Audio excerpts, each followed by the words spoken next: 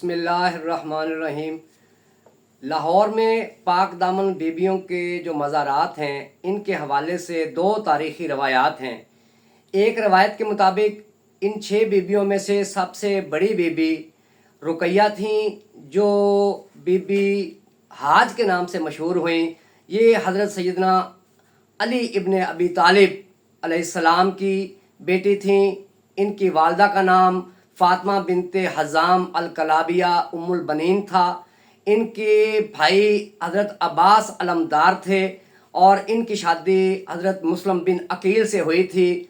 बाकी जो 5 बीबियां हैं, बीबी ताज, बीबी हूर, बीबी नूर, बीबी गौहर और बीबी शहनाज, ये सब जो है हज़रत अकील बिन अबी तालिब की बेटियां हैं।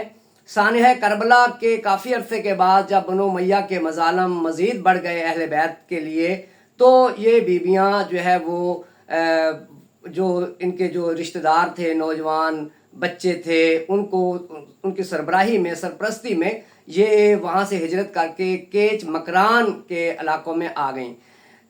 इनकी जो है वो तबलीग की ज़िम्मेदारी हज़रत बीबी रुकैया ने संभाली और बाकी बीबियों को अपने साथ रखा और वहाँ पर तबलीग की। एक रवायत के मुताबिक मोहम्मद बिन कासम जो है वो जब सिंध पे हमलावर हुआ तो इन इलाकों में जब वो आया तो वो भी इनकी तबलीगी सरगर्मियों से मुतासर भी हुआ और उसने इनको कुछ नहीं कहा। लेकिन कुछ रवायात के मुताबिक वो जो है वो इनको गिरफ़्तार करना चाहता था, लेकिन ये बीबियाँ उसके बाद जो है वहाँ से हिजरत करके लाहौर की तरफ आ गईं।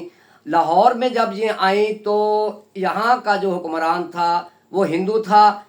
इनके आने से एक रवायत के मुताबिक यहाँ पे जो बुत थे वो औंधे मुँह गिर पड़े, तो उसने जो है उनको गिरफ्तार करने का हुक्म जारी किया, अपने बेटे को भेजा।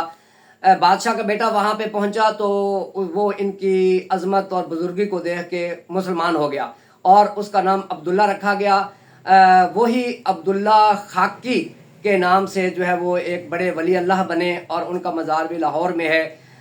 उसके बाद ये बीबियाँ जो हैं लाहौर में रहीं और फिर यहाँ पर ही इनकी तदफीन हुई और ये इन्हीं के मज़ारात हैं। दूसरी रवायत के मुताबिक ये बीबियाँ दरअसल वाक़या करबला के 500 साल बाद पैदा हुईं। इनके वालिद का नाम सैयद मोहम्मद अहमद तोख्ता था, जो तिरमज़ के रहने वाले थे।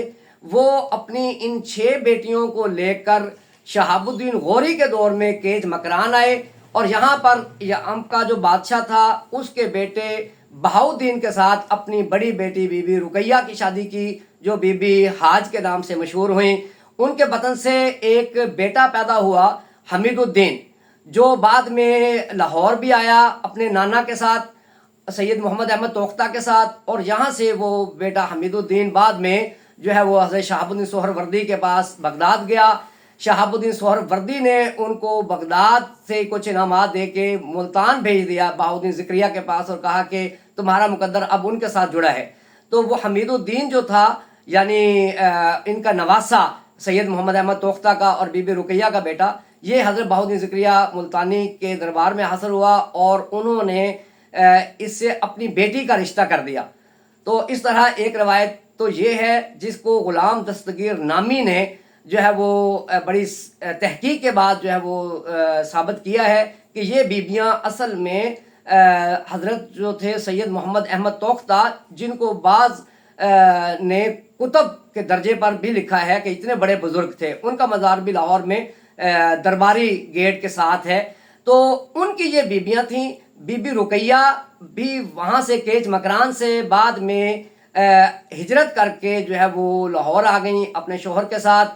यहाँ पर आके बाकी जो बीबियाँ थीं उनकी बीबी रुकैया ने सरपरस्ती की और यहाँ पर ही जो है वो बीबी रुकैया जहाँ दफन हुई, साथ ही उनकी जो बाकी बहनें थीं, सगी बहनें थीं, ये सैयद मोहम्मद अहमद तोख्ता की बेटियाँ थीं, ये भी यहाँ पर ही दफन हुईं।